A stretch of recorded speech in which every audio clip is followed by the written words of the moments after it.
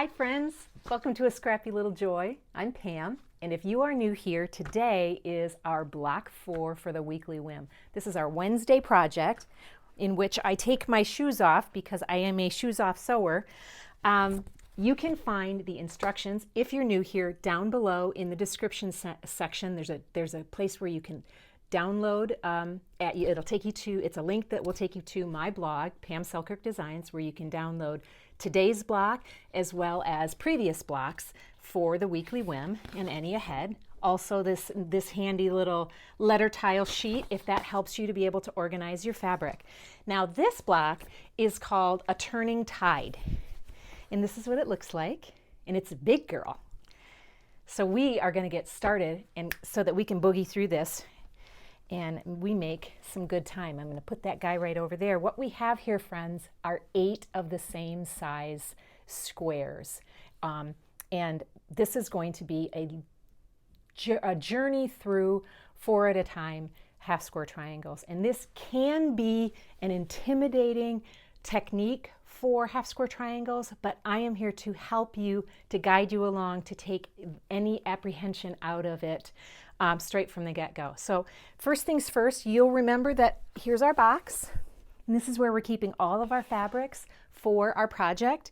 These are fabrics from previous weeks, and we have 5 new fabrics that we're going to be tucking into our project box. So we're gathering up quite a little stash here of fabrics that we can use for our future blocks for our project. Here's block 1, block 2, and block 3. And we have block 4 today, so we're starting to shape together kind of a little continuum. First thing we're going to do is pair up our blocks. A pairs with B, C pairs with D, E pairs with F, G pairs with H. So we are going to go ahead and layer those right sides together. Just happy. And I'm going to put 2 pins on each side, just to keep our fabrics from shifting as we sew a line on all 4 sides. And I'll help you understand just a little bit more about how that goes and why that's the way we do it as we go along.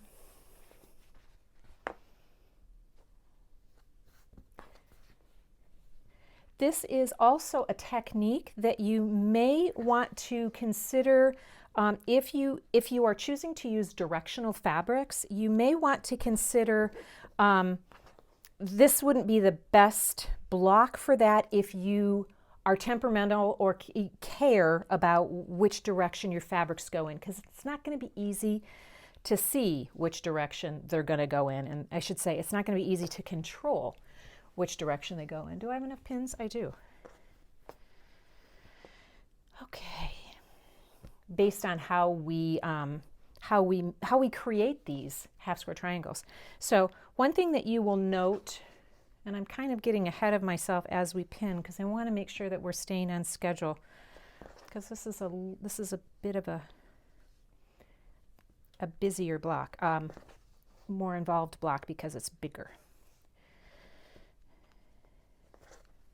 One more. Let's just get this guy together. So I'm also, because you know Mr. Woods is my editor. He does all my video editing stuff. I may have him do a little bit of speeding through a couple of these areas where I am doing some of the repetitive type work. So it moves us along a little bit more appropriately so I can get to all the good stuff in this block. Okay. What I'm going to do now is go ahead and sew 1/4 inch all the way around each one of our squares. And because we're trimming this block, it doesn't have to be a scant 1/4 inch for this part of it. But remember, there are other parts that we might need to be a scant 1/4 inch, which will be the case when we piece. So I'm going to go ahead and go 1/4 inch all the way around all 4 sides on each one of these blocks, stopping at each corner. Let me get to each corner and explain that part. And I put my pins, some of my pins, far enough back that I don't need to pull them out. because I'm just really stabilizing this. Okay, so I'm going to get to this first corner, and I'm going to stop with my needle down just about 1/4 of an inch from the edge. And then I'm going to lift my presser foot, and then I'm going to turn. And I'm going to do all the rest. And when I get to this far side, I can just run right off the edge. Okay, so I'm going to go ahead and go 1/4 of an inch around this one and my other 3, and then we'll come back together and we'll get to the point where we're gonna make our magic happen.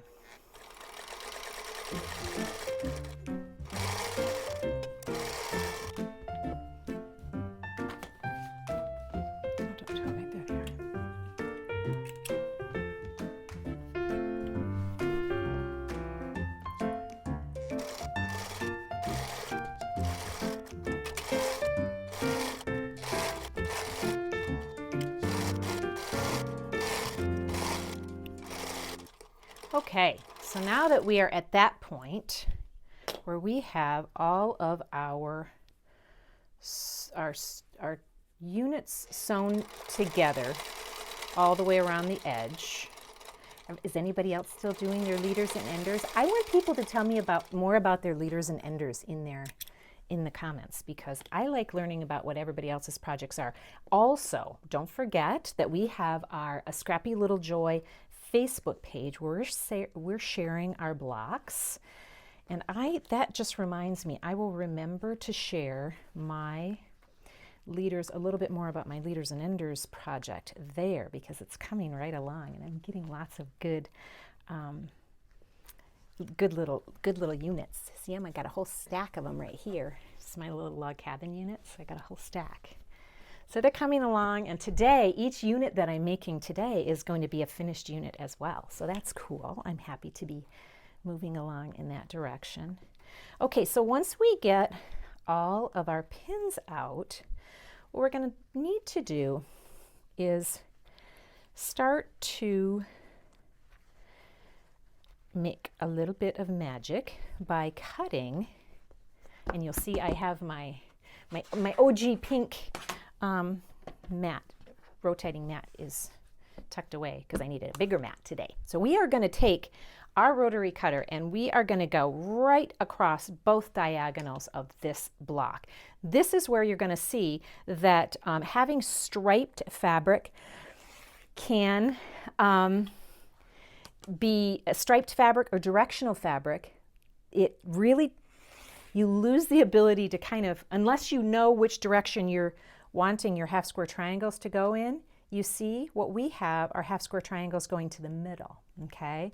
And so if you have stripes on one of your fabric, they're all going to go like this, instead of if you have a half square triangle that you've made from 2 squares and you've made 2 of them, they would be going this way, right? And this way. And you could kind of decide where you wanted them or how you wanted them to be positioned in your block.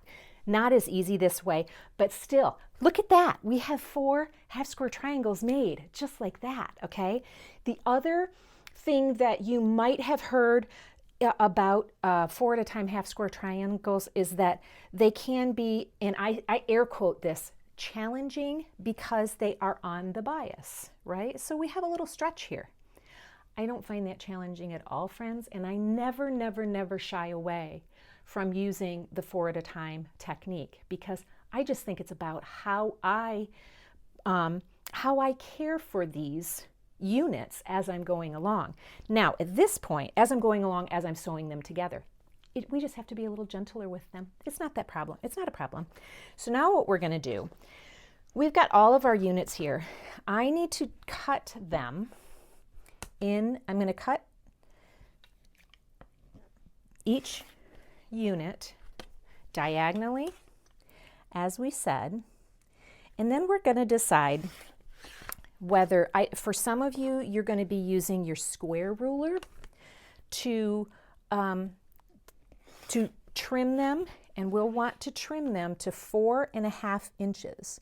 Some of you, and so if you are using a square ruler to do that, remember you can always use a square ruler that's bigger, and then use your little Sharpie and draw that line right where you want it, 4.5 inches, using this to go to trim on your, or to line it up on your diagonal seam. Don't be afraid to use a Sharpie, because you can always take it off with your little hand sanitizer. We talked about that in our last video. Just a little cloth, little piece of paper towel. Take it right off without a problem. Doesn't even matter if it stays on there for a week, a month, a year, a decade. Hand sanitizer will take it off. Okay, so there are all our little half square triangle friends. And if you are going to go ahead and press first and then use a square, oh, I will need that back. Press first and then use a square, you're going to want to press your seam allowances, in this case toward the dark side. So if we look here, it is going to go to fabric A, C, E, and what's the other one? A, C, E, and G. Okay, so as long as you're using kind of the same formula I'm using, where the low volumes would be in the same positions and the darker fabrics would be in the same positions, then you're going to want to press to the dark side. I, however, am not going to press until I get my little guys trimmed. So what I'm going to do is, again, have Mr. Woods just speedy right along in here, but I need my favorite little triangle ruler. Here it is. You know, I use my little folded corner clipper. So that is what I'm going to do to trim mine to 4.5 inches, and I'm going to let you trim however you want to trim, and then we'll come back together and then we'll work our magic with positioning. But we'll also talk at that point about why we're pressing the way we're pressing. So anyway, you join me here in just a minute, and I am going to boogie along and get this done.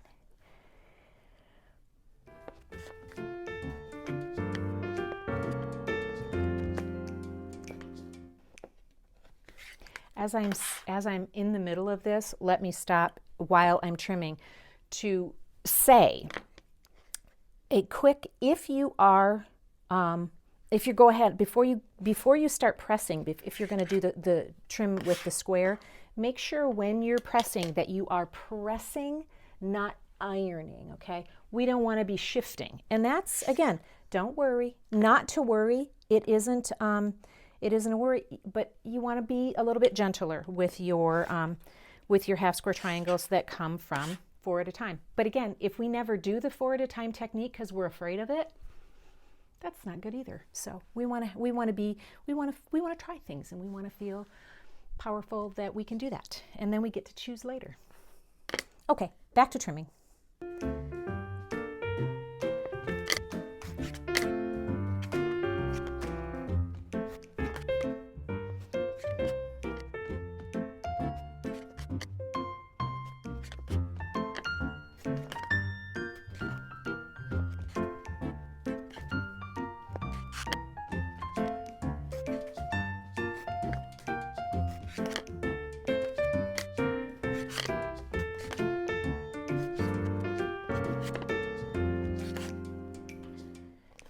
Okay, I've got all my little guys.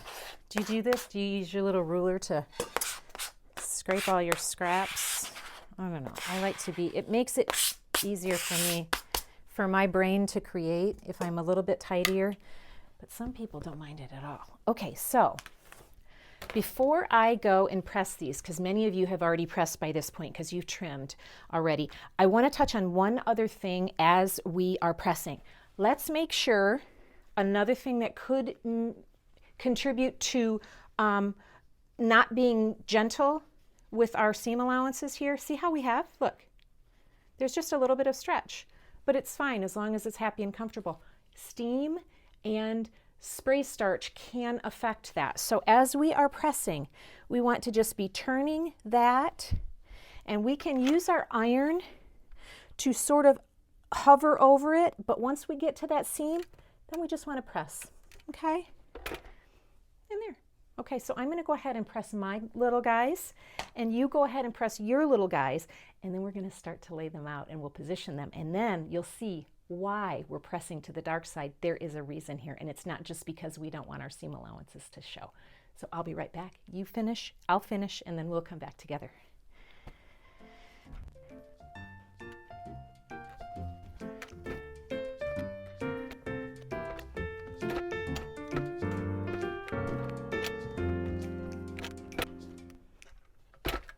Okay, here's all our friends, all ready to go. Okay, now we need our illustration here. My little friends over there.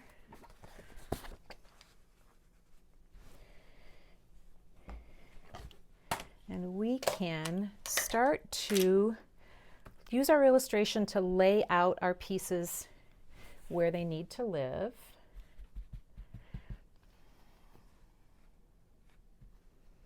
And then what's along the bottom? We have that guy, and then also this guy. And then we'll get some corners up here. And we'll go around the edges. Probably need to be a little bit closer there.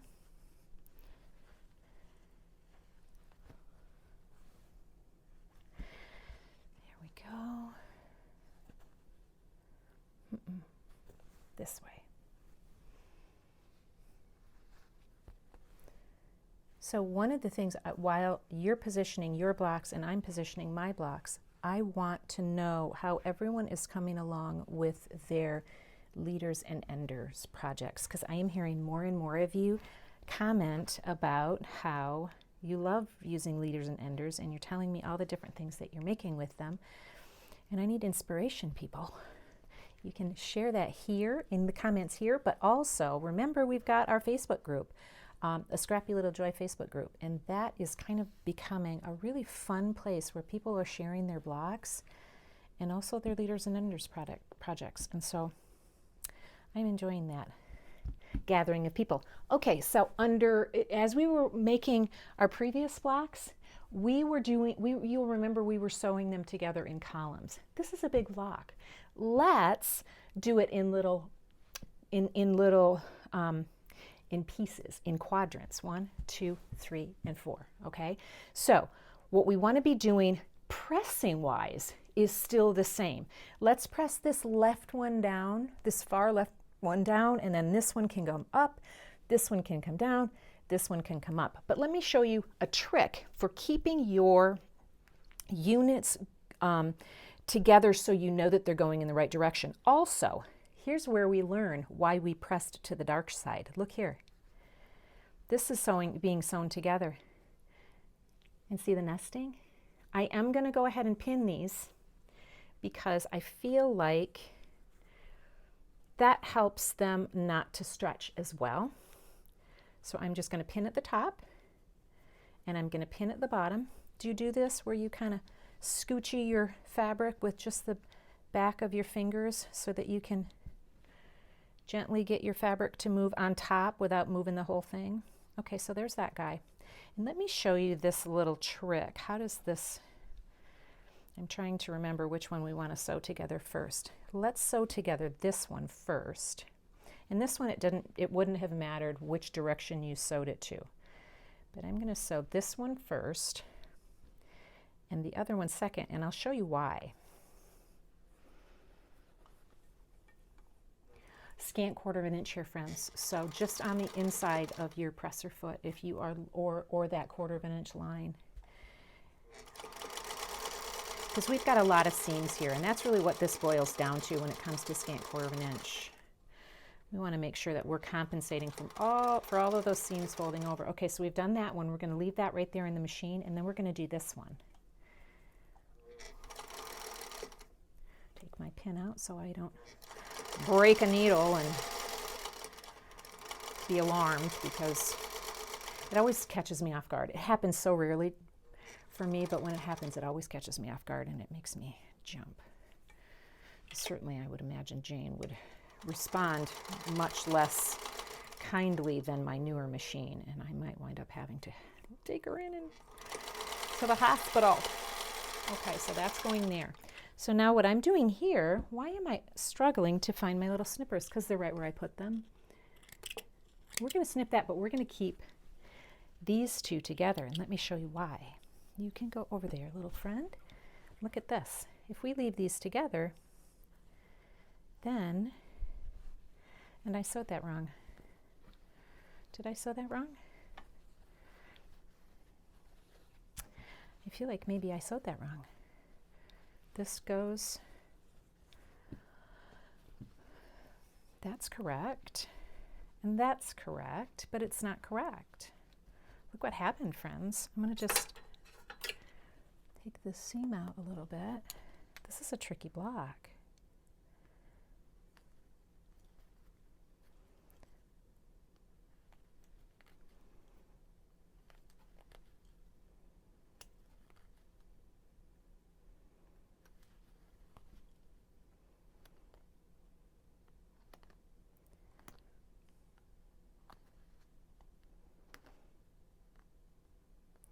You know, it's funny, when I made this sample block, I did the same thing. Okay, so this goes here, and this goes here, and this goes here.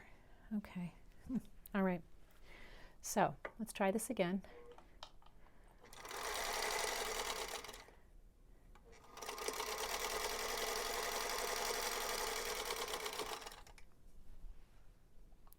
So I could continue to sew these units together and then lay them back, sew all of the units together as we are doing here, and then lay them back out like just in a chain stitching capacity, but I find it easier to do it this way. Okay, look how happy they are. Okay, so remember, we're going to press this one going down and this one going up, so let's do that real quick.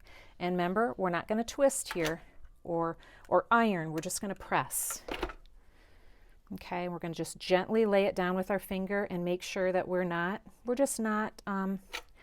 letting the stress, the stretching happen. We're just not. See, they're fine, totally fine. Totally happy little guys. Okay, you guys are done, and so now I'm going to do these guys. And let's see if I can do this. I was trying to get it so these two units stay connected, which is really the easiest way to do this. I shouldn't say easiest. It just helps you to be able to line your fabrics up or line your units up right next to each other. But that might not work as easy with this because it's a little bit of a trickier block. And I'm okay with that.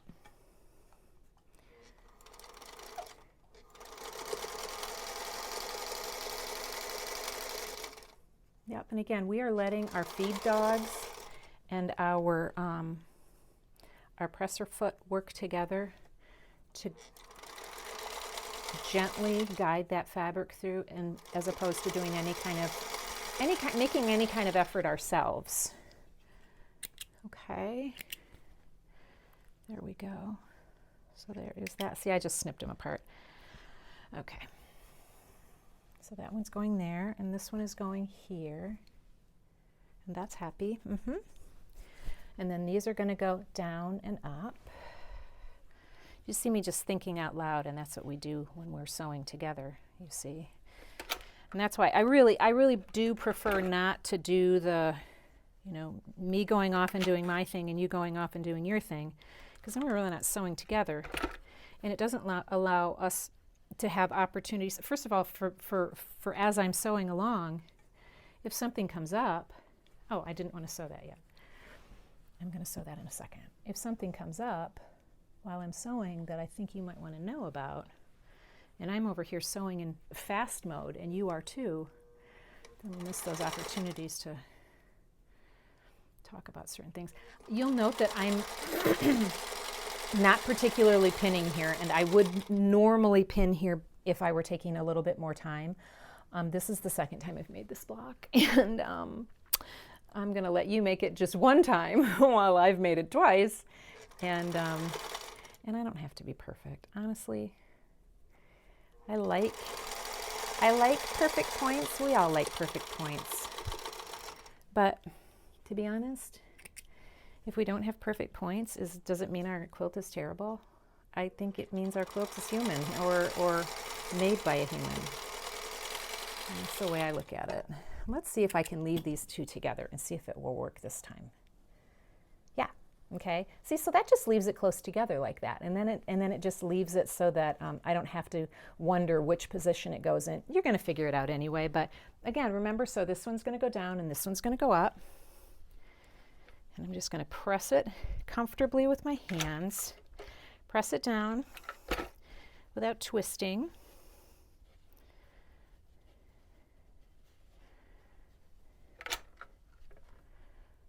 There.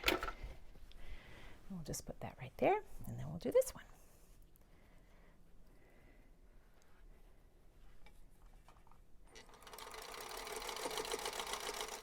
But I most like it when half square triangles and these types of little points can come together here on the sides and just nest real comfortably together there, because that makes for a nice flat edge. And then when we're sewing it to whatever we're sewing it next to, it could be a sashing strip, it could be another block with seam allowances of its own. It's just always going to have its most comfortable, the most opportunity to be comfortable next to whatever it's going to become next to. Oh dear, I ran out of thread, bobbin thread. Whoopsie boopsie. Look who has one already. Now my other studio machine left. That's how I remember Jane's bobbin goes left. My other studio machine beeps at me to tell me, actually no, that machine does not let me continue sewing. Even another stitch, even if I've got 3 little stitches left before I'm at the end, she doesn't let me do it. I have to stop and thread the bobbin. Okay, now I have to look at this to make sure I'm doing this right. Take that leader off. Otherwise, I'll have to rip that out again. Okay, so how did I do this? I must have done this one first, because that's just as far as I got. Okay, just one more time with feeling, we call that.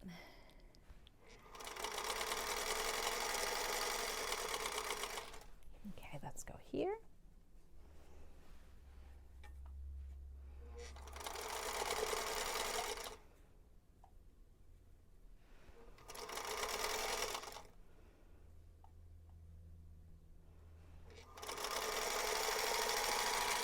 Okay, let me get another little leader in here.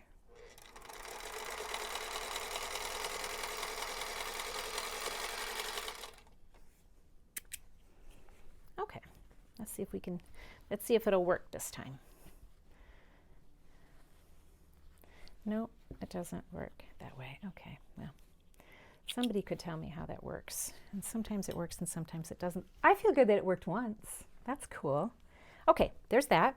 And then we got to go this way and this way for our pressing.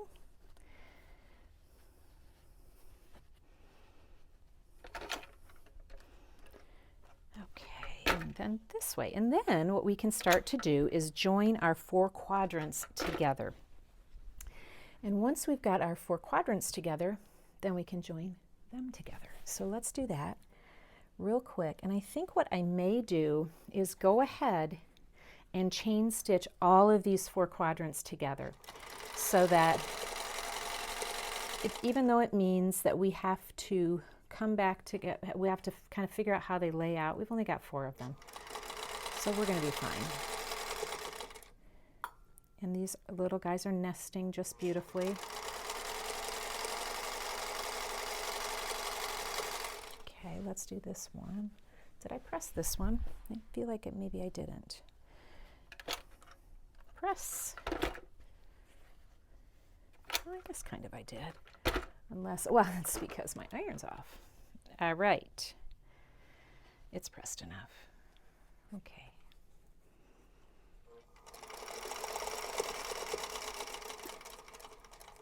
And again, your pointies are probably going to be so much more pointier than mine are, but I am not competing. There's one thing I have learned, my friends, in this business, in this sewing business, I am not competing. But you know what? I am not competing anyway, whatever it is I'm doing. I'm just doing my best to make my work my best work and not worry about what it looks like up against someone else's work.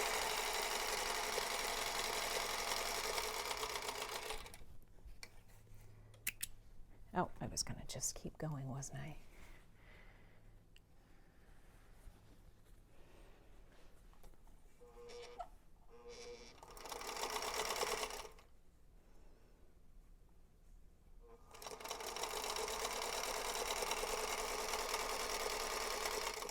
very often will get from point to point to point. Instead of pinning, I will go from point to point to point. And just make sure at each point, at each seam where they come together, they are lining up as best possible. That's just my little technique.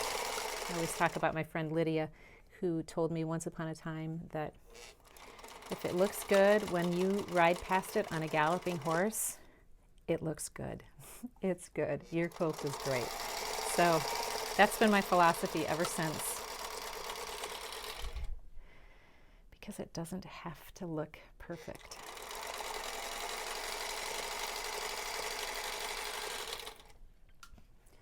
Alrighty, let's take these apart and we'll lay them all where they go. Oh my gosh, I've gotten so many of my little leaders and enders units made. I'm so happy about that. Okay, and you can live there. And you, little friend, let's see, let's snip this guy apart.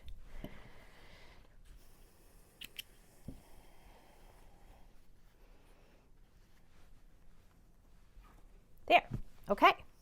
So now let's talk about how we would want to press these seam allowances so that they go properly. I would say let's press these two going down and these two going up.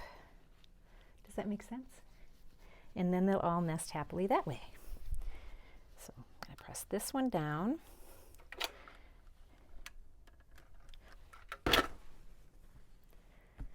This one going down. And again, this is where we really just want to be nice and gentle with all of these seams. And I just want you to see how really just comfortable that's laying. There's not a lot of warping or twisting because it's been about being gentle. Ooh, you know what? Did you see what I did, friends? It's kind of twisty, isn't it? This one goes here. And that one goes here. And that one goes here. Okay, so maybe that's what I'm not doing right. These are going, this is going this way, this is going this way. And let's make this one go this way. Yeah, we could do that, yeah. So let's make the bottom two go this way. I'm changing my mind here. And this is how we do it when we're learning, when we're training ourselves to create our proper seam allowance, which direction they want to go in.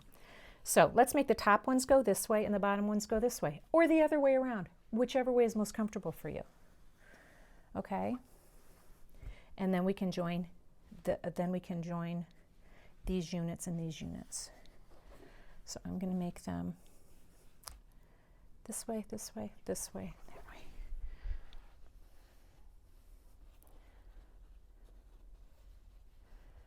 Okay.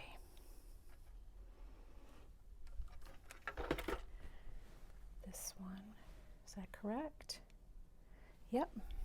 And then this one is going that way. I like to just keep correcting or keep double checking myself. Because if I can not have to tear a seam out, that's always helpful. Right? Okay, so that means this one is going to sandwich comfortably to this one, and so is the same on this side, okay? So here we're going to see that we've got a little point in there. So I want to just go ahead, as much as it's kind of a hassle to pin, I think I want to just go ahead and pin here. Right there.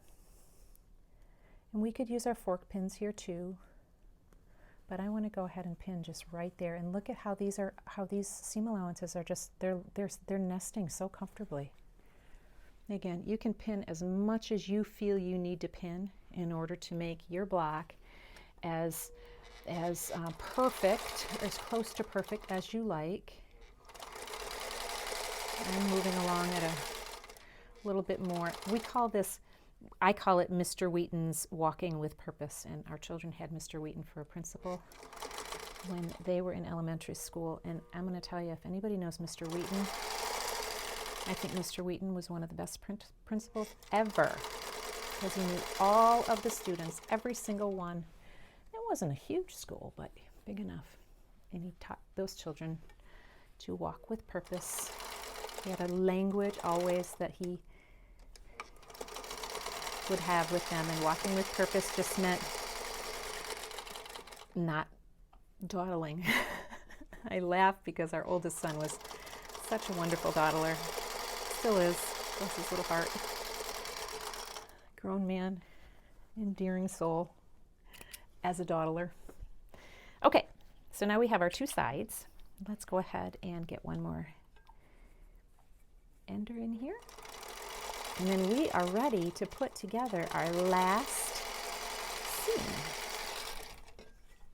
Okay. So that one's going to go there.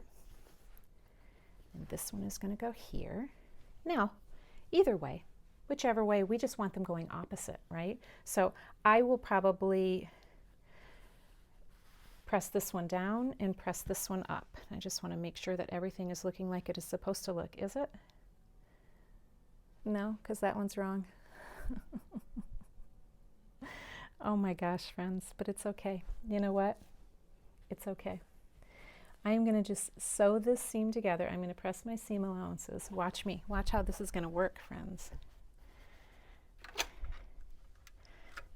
I'm going to press that seam one way and this seam the other way. And I'm going to do this. I'm going to put my hand right there. Then I'm going to flip this over. And I'm going to pin this right here because this is the middle point of our pinwheel. And I'm going to do this just to make it come together, because this is a really long seam, so it's nice to be able to give it a little bit of extra attention.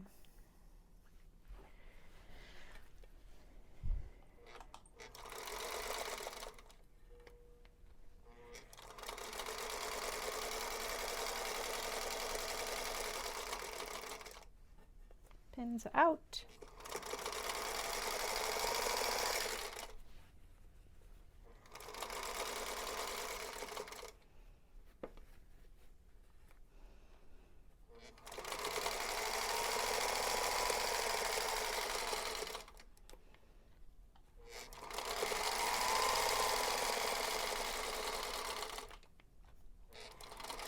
We can press however we want to press on this. I would say it wouldn't kill us to press it open if we wanted to.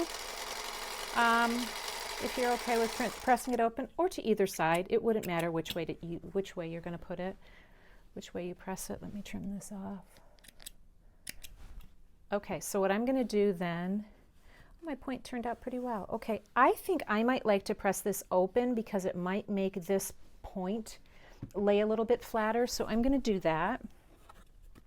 I think that's what I did with our first block. And remember here, when we're doing this, we can twist, we can stretch. Let's not do that. Let's just be gentle with our seam allowance. And I don't mind pressing on the back if I want to press open. The olden days, and I'm going very, very lightly over this. I'm not ironing it. I'm just sort of heating it open. And then when I get to the point, I'm just going to press it. Okay? But in the very olden days, the rules, I think, were a little bit more stringent about pressing on the front. And I lean back into my mother-in-law, who taught me lots and lots and lots about quilting because she was a quilter. And we'll talk about one time when we shared about her early interpretations of scrap quilting, which swore me off scrap quilting for a very long time. Okay, now look at this. It's done. It's ready. And it's not perfect. See that? My block is not perfect. If I want it to be perfect, look at, I have this one over here. So here's our perfect block. And here, and you know what's so funny about this? My point here is not perfect, but my point here is pretty perfect. So I'll have to choose which one I want in my quilt, but it won't matter. So anyway, that is block 4 for us, friends. And we will be back here next Wednesday for another for block 5 for the Weekly Whim. If you would like to continue to sew along, please go ahead and click down in the subscribe section with the little bell, and it will notify you when our next block or our next little whatever. I am doing my best to just make sure I'm sharing with you all the kinds of fun little things that I know about quilting, and I've got quite a few things coming up this next week that I'm going to be sharing. So I'm glad you're here. I'm glad we could sew together, and I'll see you next week.